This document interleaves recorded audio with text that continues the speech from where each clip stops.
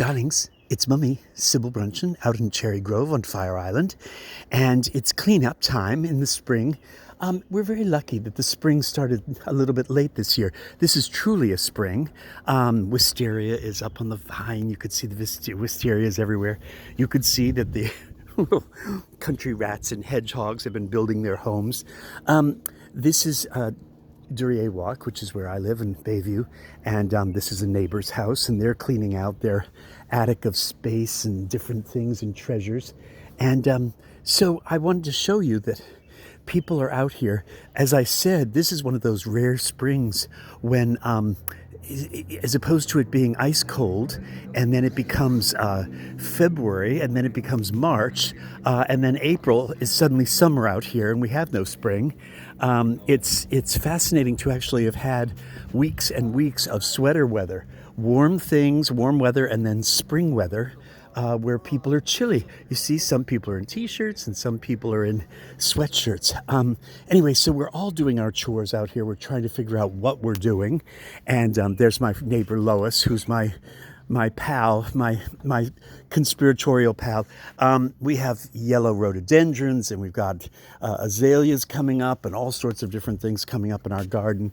And Lois and I are going to have a cocktail in just a little while. She is absolutely my sister. She's like my soul sister out here. So I couldn't live out here without Lois. And when we only get to see each other, look at Lois. Oh God, who loves her more than anything? Anyway, so I wanted to show you my garden real fast.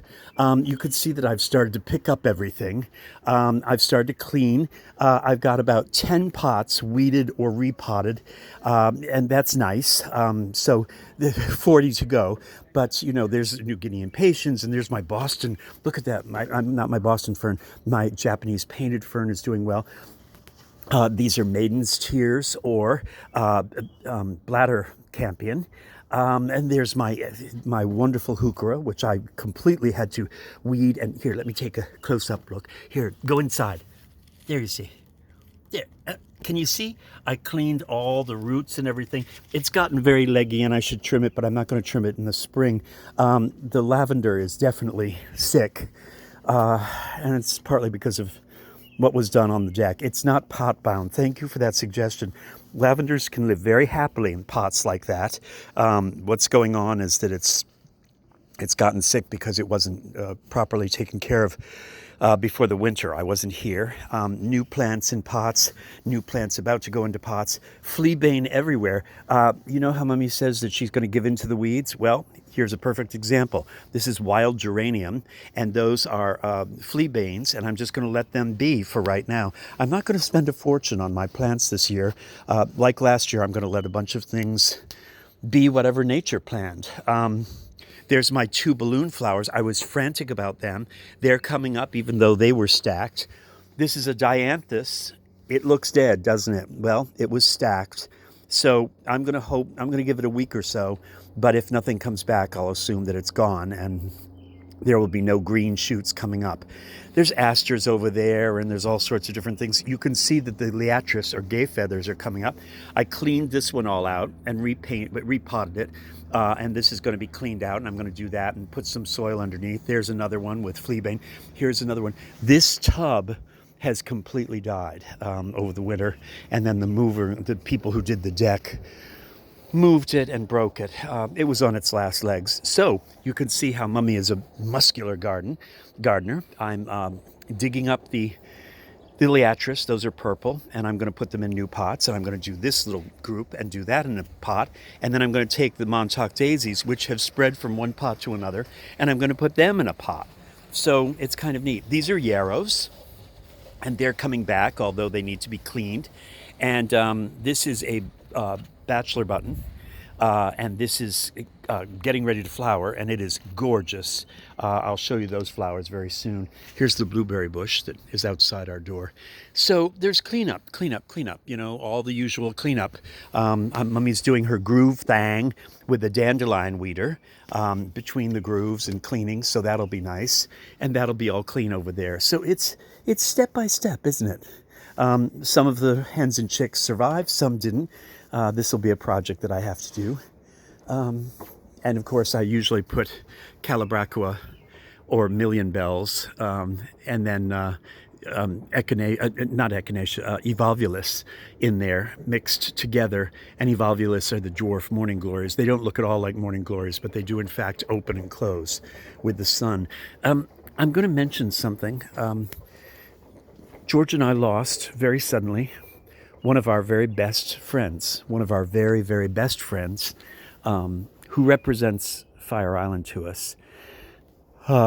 He went out to dinner with friends, mutual friends, on Friday, and he had he came home from dinner at the Sandcastle and was home watching TV, and he put on his space heater and he put on the TV and he got snuggled up on the sofa, and sometime overnight he got up and apparently had a heart attack and died on the living room floor, and was not found until, many hours later, many hours later.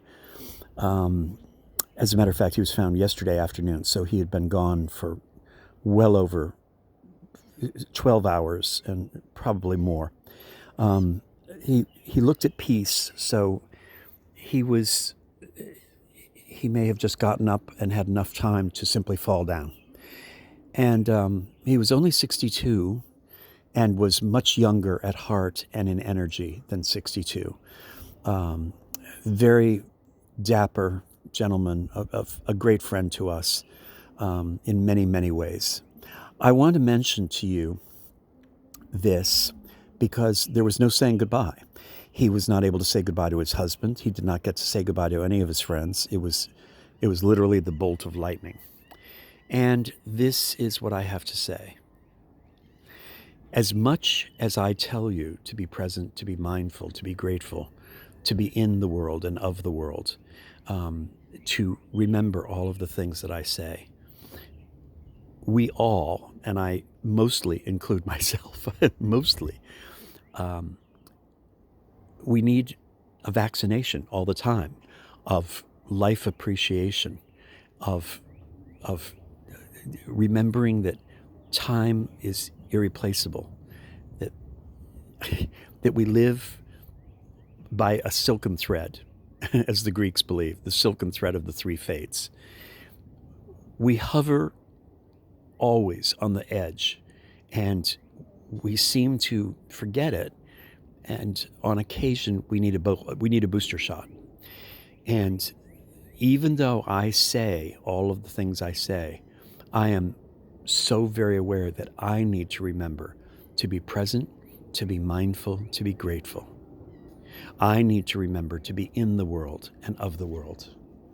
And I need to remember that everything I see and smell and taste and hear and touch and hold in my hand and my heart is borrowed. Really, truly, everything is only borrowed. Hug a dog, pat a kitty, take the hand of a little baby, taste dinner, smell the roses, listen to the sound of quiet at sunset. Everything. Take life in. It's like what Emily says at the end of Our Town by Thornton Wilder. I can't look at everything hard enough. I think that every day. I can't look at things hard enough. There's so much to take in. Oh world, do you know how wonderful you are? I urge you in this moment to do your homework. The homework of being alive. The homework of being alive.